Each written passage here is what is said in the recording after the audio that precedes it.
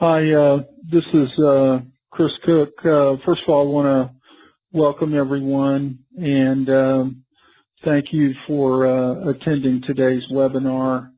First of all, just one housekeeping note. We will make the slides available from today's webinar. They'll be available afterwards, and so they'll be available for you to download from our website. So for those of you who do want a copy of the slides, they'll be available.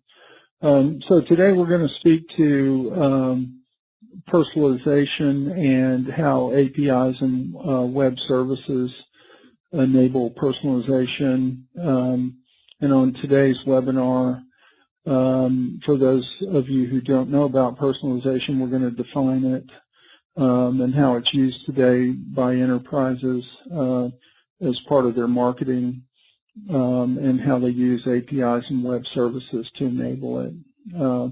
My name is Chris Cook, and I work in sales and business development for SOA Software.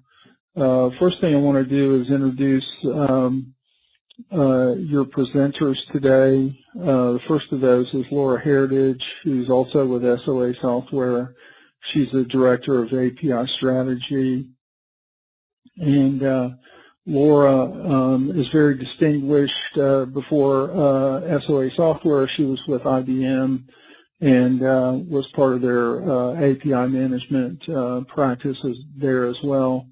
And she, along with Tom Klein, who's the CEO of Digital Scientists, are going to talk to you about personalization and again about how APIs and web services enable all this to happen.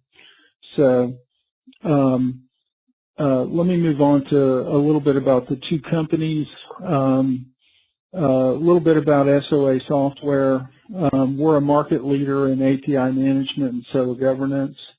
We count about 350 of the Fortune 1000 who use our product set, and we're a leader in both Gartner and Forrester. And if you want to read more about that, both of those reports are available from our website, along with many of our data sheets and collateral. Digital Scientists is a partner of ours. They're a digital strategy and innovation firm.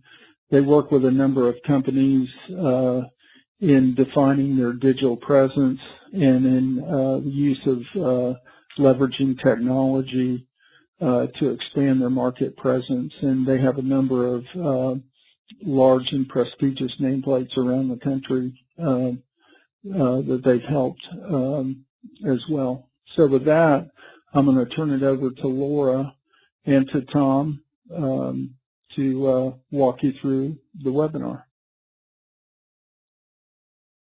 Great. Thank you, Chris. Can you I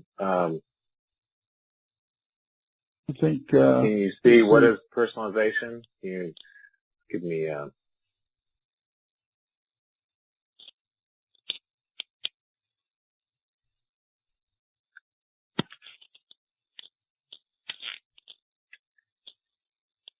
Key presenter, Tom. There you go. There I am. Okay.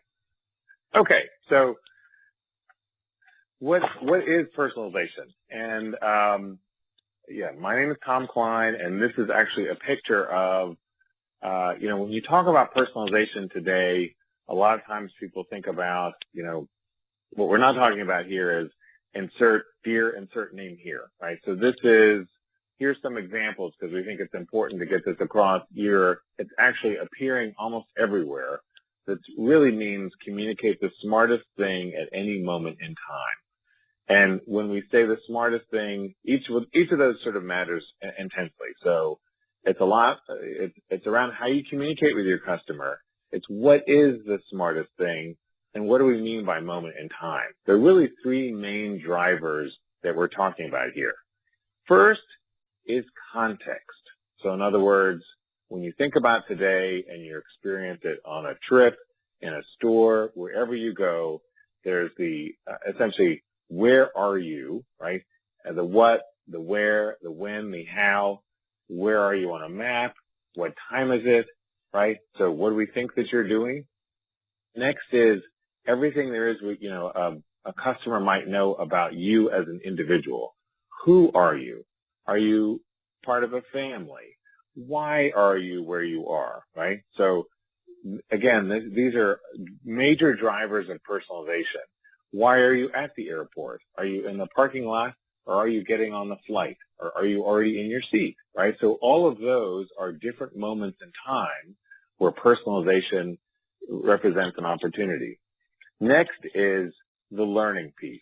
So the other driver is, in other words, what have we learned about what works and what doesn't? So if I deliver a message to you when you're in the parking lot before you walk into Target, is that better than when you walk in the door, or versus if you're, standing at the cash register? All of those things about learning what works and what doesn't represent sort of one of the drivers of personalization. Okay, so, and I've got some examples because I think seeing is believing. So you're seeing this increasingly when you walk into the store. Pink is part of Victoria's Secret. You might see things that you've done online in the store. So your love list in this example is basically like your favorites. You've been shopping online, which is what many people do, and then they show up in a retail location, and lo and behold, it's important to be able to connect those two. Google Now, right?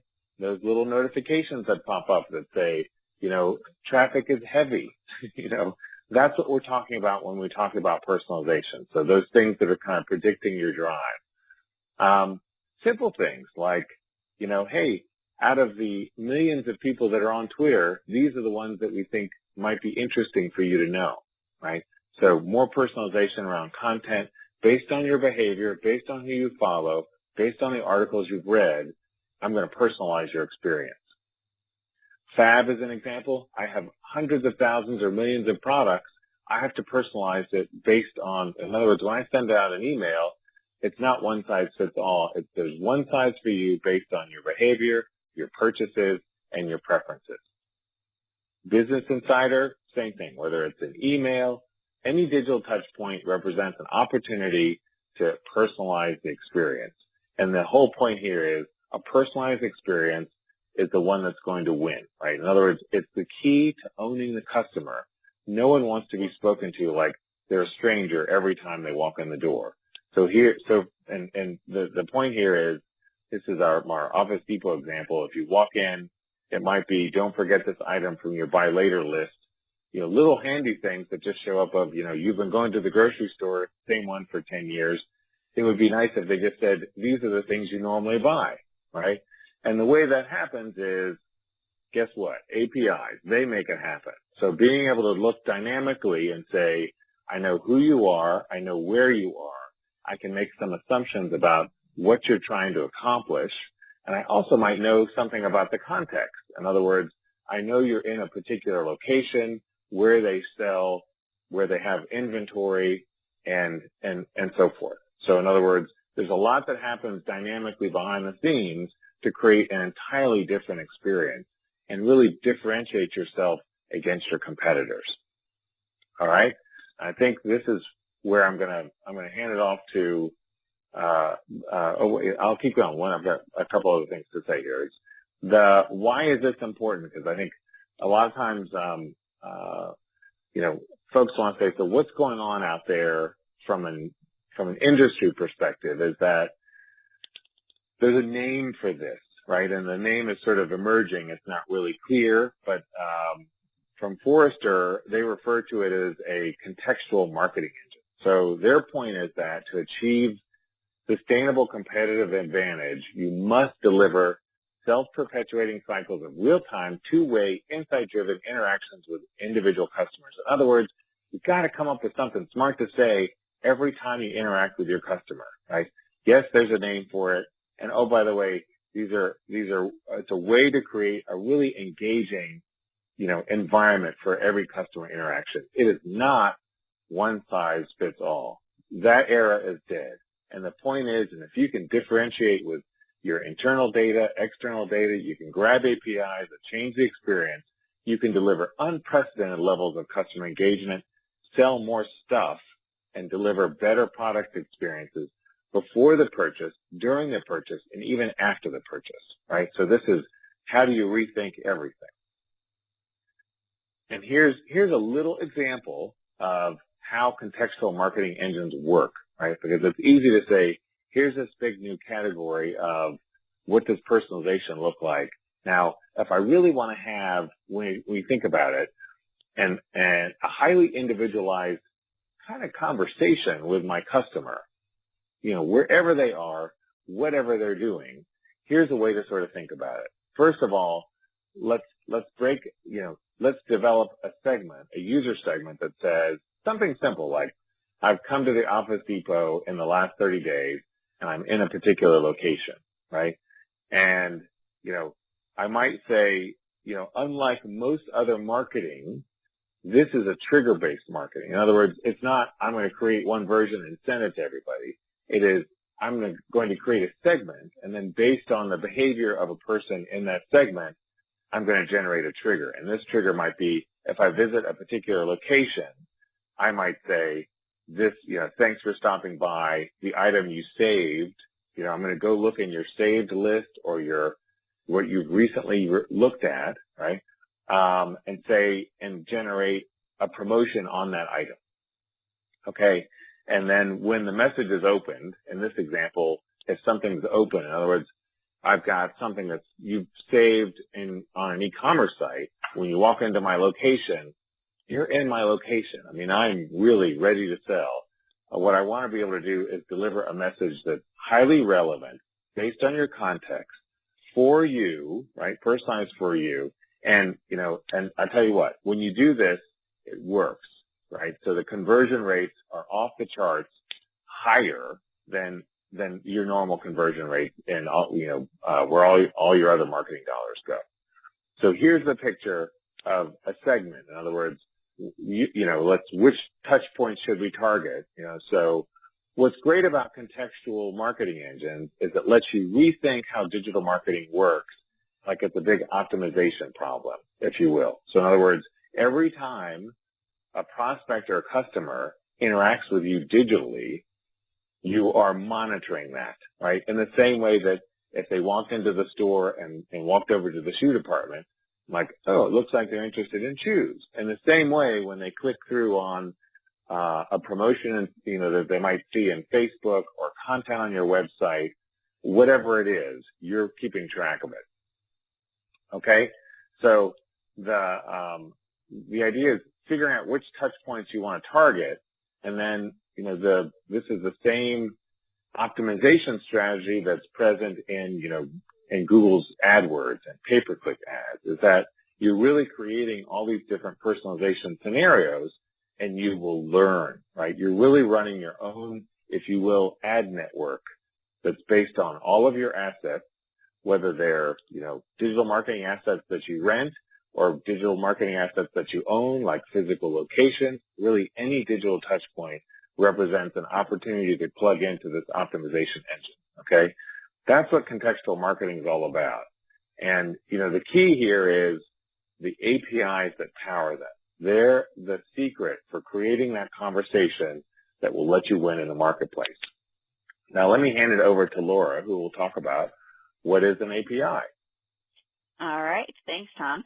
You know, half the people on the call are going to be like, wow, you know, I know what an API is, right? I've heard this before. But, you know, there are some people on this call that might be from a marketing organization who aren't very technically savvy, and I really want to reach those people as well. And even those that say, yeah, I know what an API is, I want to switch that definition on you just a little bit.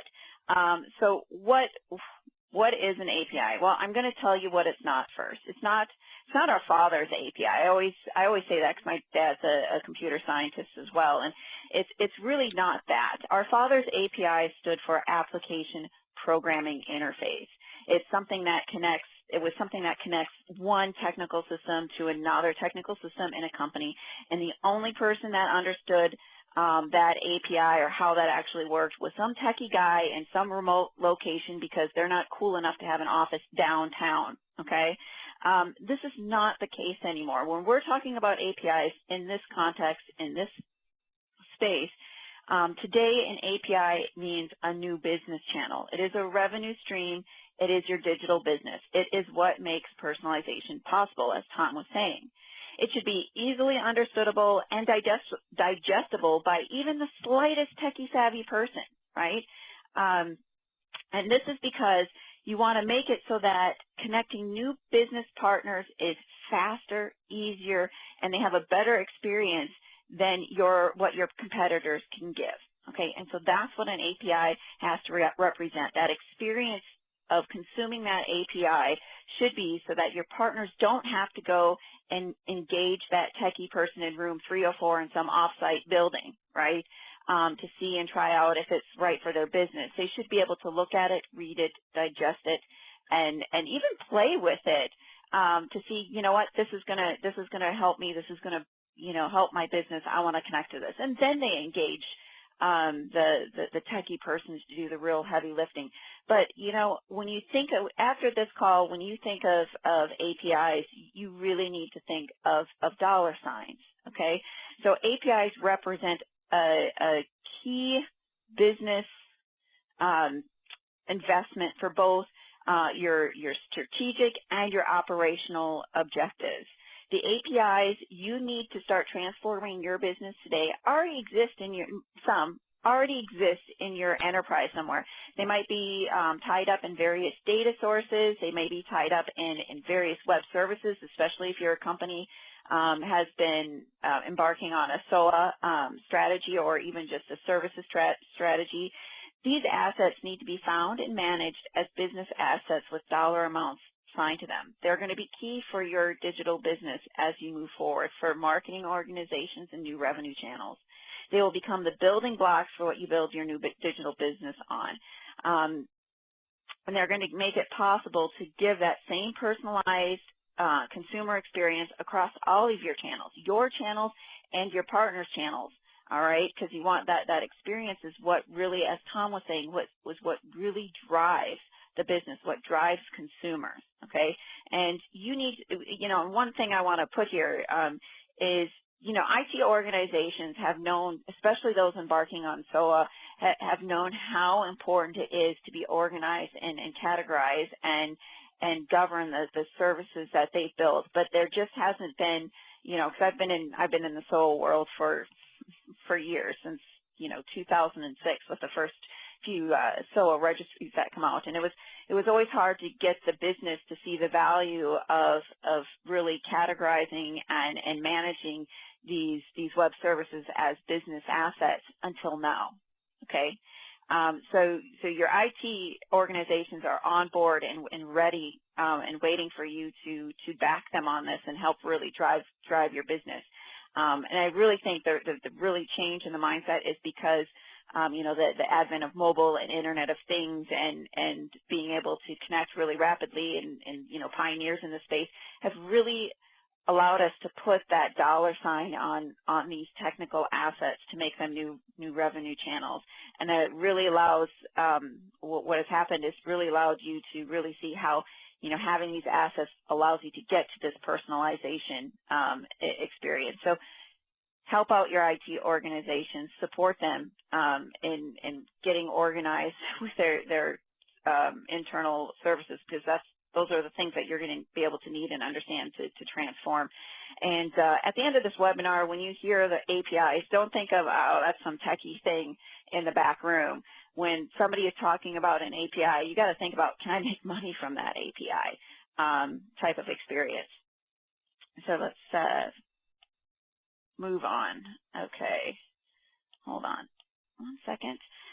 So I want to take a look at a couple of examples of companies that aren't, what I'm going to say, born in the mobile space, right? Or haven't been, you know, born in the last, you know, couple years where their API is at their base from the beginning. But these companies really are outside of the box, okay, and to get you thinking that it's not just retail, it's not just banking, it's not, you know, it's not just these things that we hear about all the time in the API space, okay. These are real enterprise companies that are moving forward in a digital world. All right, so the first one here is near and dear to my heart. Did you know that we have to increase our food production by 60% in order to feed the growing population by 2050? That's only 36 years away. John Deere, I'm from a family of farmers, and that's my daughter. We're up in Minnesota here, sitting on that John Deere tractor. But John Deere is one of these companies taking on this challenge. Okay, and they're taking it on for obvious reasons, and other implements are doing the same thing, because the social need for the increase in production, but also because of the profit margins they can get by working with these farmers. Now, when you think of a John Deere or another implements like Case or something, what do you think of, right? You're thinking, I bet you're thinking, well, a tractor, plow, a combine, fertilization spreaders. I mean, depending on how much you know about farming, you're going through all the mechanical, the heavy machine, things, right? The physical things. But did you know that these machines are actually very large computers decked out with GPS, telemetry, and all sorts of sensors to enable farmers to increase their yield? It's really amazing. I mean, I go back home to where our farms are, and I talk to my cousins that are still running the farm, and you have to be incredibly technical savvy to be a farmer today. You can't just have a traditional tractor that doesn't have these sensors.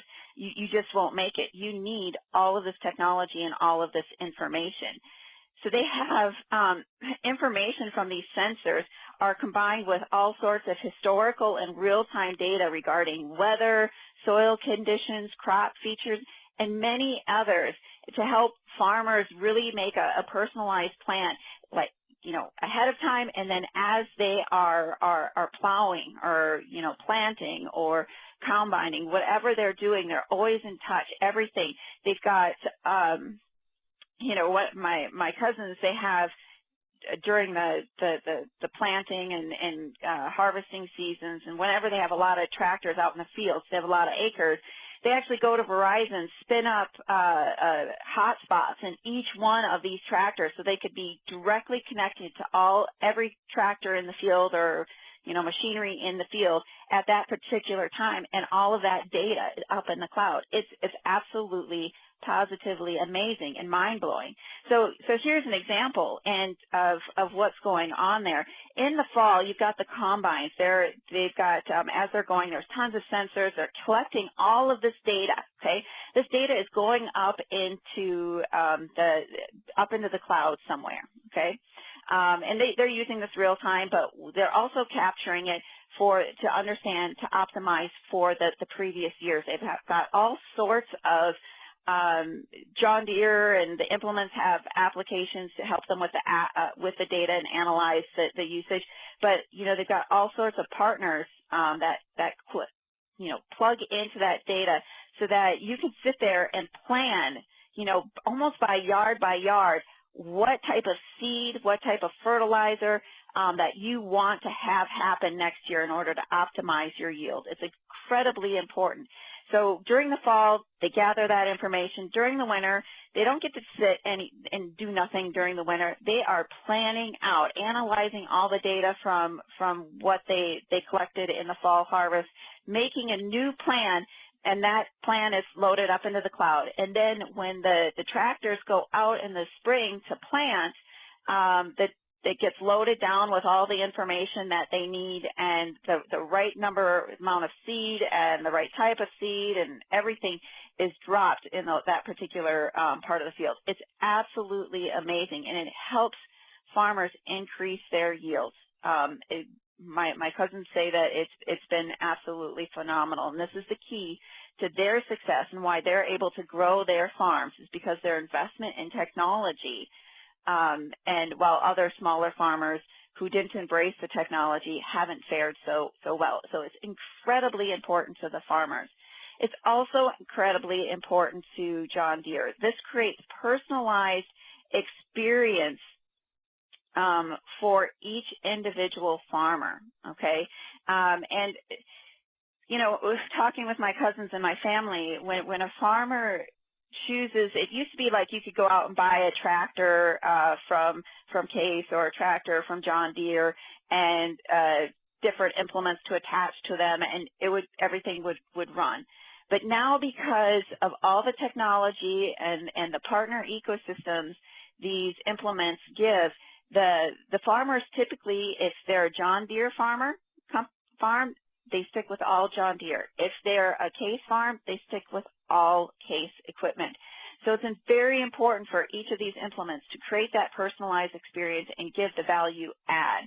And in order to do this, John Deere and implement companies have to open up. They have to be able to build themselves a platform of inputs and outputs to drive that ecosystem, to drive that personalization for that farmer to increase their yield. I mean, connecting to things like Monsanto and Pioneer and all those different business partners to be able to share that data. And the farmer has to have control over the data of who gets to have what and when and why. Very, very interesting case of a company that started off with, just like mechanical machine technology moving into this digital space. So any company can do it across any industry. Let's start with another company in this case. Now, this is a different type of business. It's the business of the travel business, which is a $1 trillion industry. And that did you know that 20% of travel and entertainment expenses fall outside of company policy? 20%. And so companies really need to get a handle on that, and that's something that Concur does for a company. So hold on a second. Concur enables the business to manage everything from travel bookings to expense and compliance and requirements. Their motto is that it's all about automation, managing expenses, anytime, anywhere, and get a visibility into spend.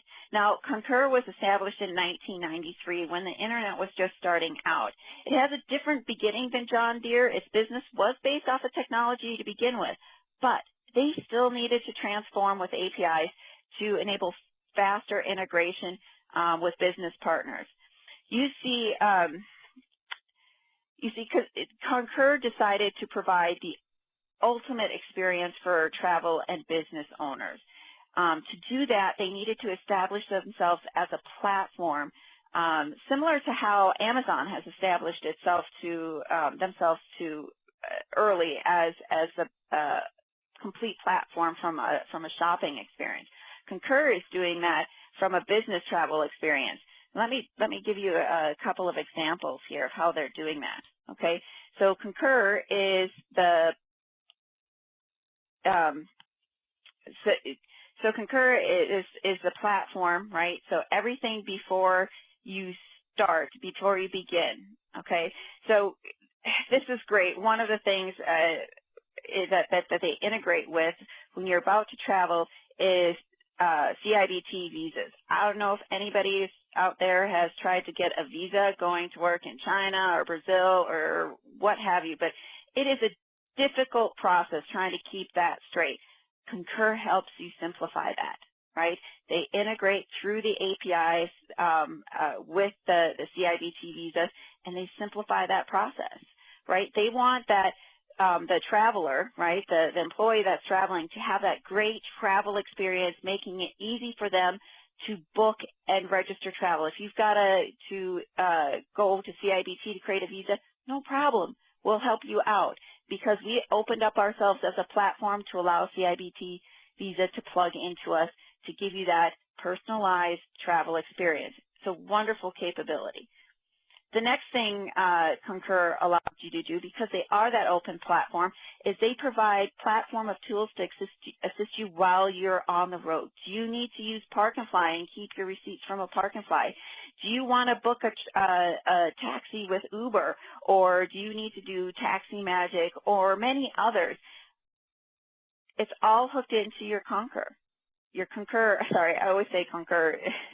I pronounce it wrong sometimes, but it's a one-stop experience for that business traveler. It makes it easy for them. It simplifies their business travel. Instead of trying to juggle all and organize this themselves. The next thing that Concur also provides is when the traveler gets home, right, and you got to deal with your expense reports and all that kind of stuff that you hate doing. Concur makes that easier for you too, being able to load e-receipts for travel and automation of business travelers' payroll compliance for the employer. So on the, not only does it make it easier for the business traveler and personalized to their liking, but it also helps the employer, right, being able to analyze and process these receipts and make sure that the employee is staying within process.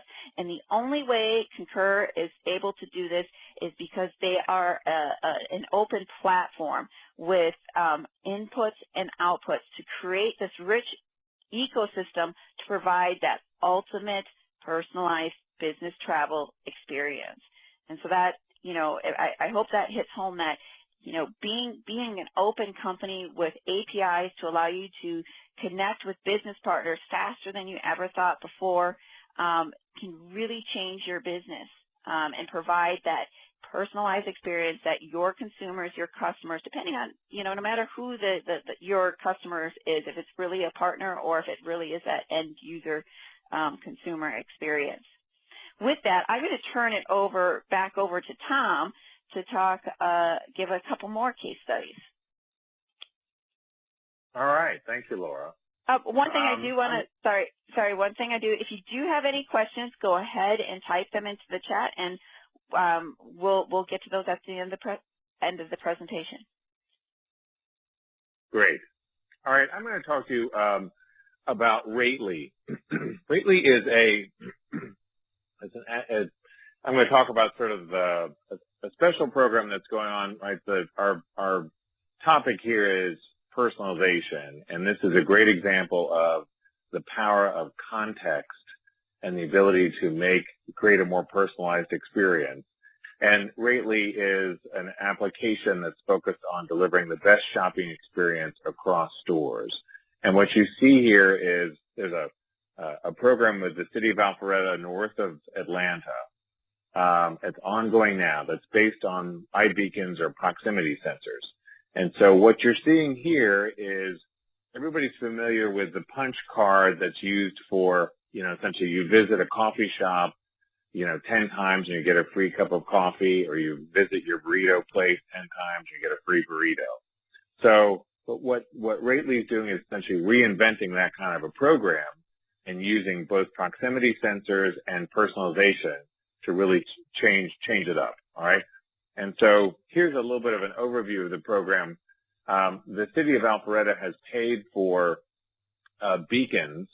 They're, you know, very small and they plug in to be placed in retailers. And so what happens is when a shopper, the whole point of the program is to essentially get people out and about and shopping in person in Alpharetta. It's a small town. And what they want to have happen is, as you're shopping, you essentially, the proximity sensor is essentially sniffed out by the application that's on your phone, right? And based on your number of visits, you generate either a particular reward, all right? And so this instance, this is a picture of Karen's fabrics. Karen sells, if you wanted a custom pillow or draperies, Karen's is the place to go on Main Street in Alpharetta. And so for most retailers, it's a very difficult program to kind of manage. It's not advertising. What they really want to do is to reward the frequent shopper, all right? And so when someone visits and they get a notification on their phone if they hit a reward level, or just when they walk in the door, right? Again, we're thinking about personalization means communicate the smartest thing at any moment in time. And so if I walk into Karen's, it's very nice to be able to say, hey, I recognize that you visited, or this is saying so there's a place to mark your visit, but also there's an opportunity for Karen to merchandise very specific items. In other words, I know you're a frequent shopper, and oh, by the way, I now have an opportunity in a physical location to merchandise what's new, what I think you might like, what's for sale, really anything. Okay, so the mobile device really begins to serve as a way to navigate the world, if you will. Okay, and so that's all about personalization, because as with almost every store, whether it's big or small, you don't know what's new, you don't know what's on sale. It's really, in the retail example, they make you do all the work, right? And now, back on the redemption of the reward, what this does is give Karen a way to essentially say, after a certain number of visits, I can, essentially get a reward. And again, I'm promoting return visits and repeat shopping. Now, it's a combination of what is maybe one of the oldest retail tactics, right? It's not advertising. It's, rewards for a repeat shopper. But at the same time, it's wrapping it in a great deal of personalization. And the personalization is about not only the store and who you are and what you might like, but also the context, right? So the context is this store at this time in this location. Now, the content for each user is personalized through a series of background API calls. The reality is, for mobile applications, mobile experiences, in-store applications, none of it would be possible without a whole series of API calls, right? So, and the API call is really just saying, what you're really getting in a mobile application is a user experience, and the cloud is where all of your data lie. And what the APIs do is let you kind of deliver a just-in-time experience based on a trigger, some specific behavior, or some preference that's been, monitored or recorded about you. So in this example, and this is a free app. It's free for the merchants, and it's also free for consumers. So I would suggest you check it out. But everything is filtered by search terms. As you visit, it keeps track of your recent items, keeps track of your recent stores, and this is just sort of a whole series of APIs that are pulled together to deliver a very specific shopping experience. So the question is, we've talked about really some incredible examples. When you think about John Deere reinventing itself as really like a whole farming experience, right? Not just here's a tractor, right, that somebody drives around. I'm really kind of moving forward into owning the experience, if you will. And so in the same way that Concur is focused on the travel experience, Greatly, in a small way, is focused on the shopping experience. APIs let you kind of extend your reach. And so let's talk about how we get started and how we kind of, work with clients in this domain. So there's I'll start and go through sort of a standard digital innovation process, but it maps very well to, what are the API components or elements of it. So here's just a nice digital innovation process, and it's what we work through with our clients every day. So innovation and digital strategy are difficult for most clients, and honestly, we spend a lot of time straddling IT, the business unit, marketing, and maybe there's someone who's in charge of innovation, right? And our challenge, and what we're actually looking to do in this webinar, is really highlight the fact that it's important that these concepts get cross-pollinated, because otherwise you can't create the farming, experience if you don't get the person in charge of the product and the person in charge of IT, to kind of connect to each other. So our first step is understanding what the concept is. And there's a lot of work to figure out. What does it mean for your business to kind of own the experience? And then once you do that, what is the business model and the go-to-market approach that will win? When I say go-to-market approach, it's basically how will you actually, if I used to sell tractors and now I sell the farming experience, I might need a different sales force. I might need a different approach to marketing. I might need to reposition my company. All of those are opportunities to kind of say, I need to reinvent myself if I'm going to extend my basically, what I say that I'm actually able to deliver to my customers.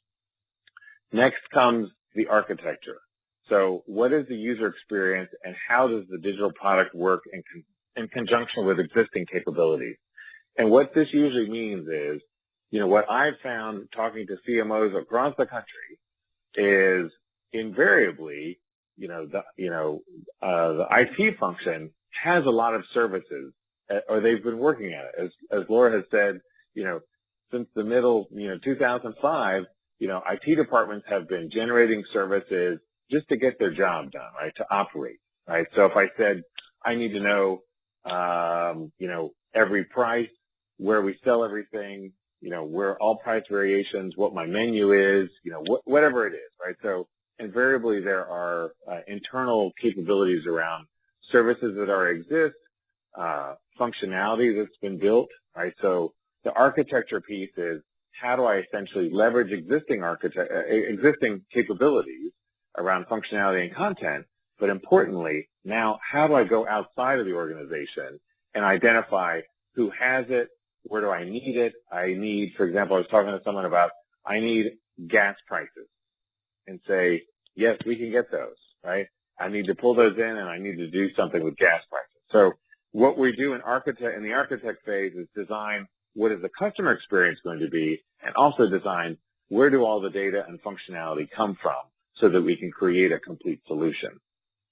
Only then are we actually ready to build something, right?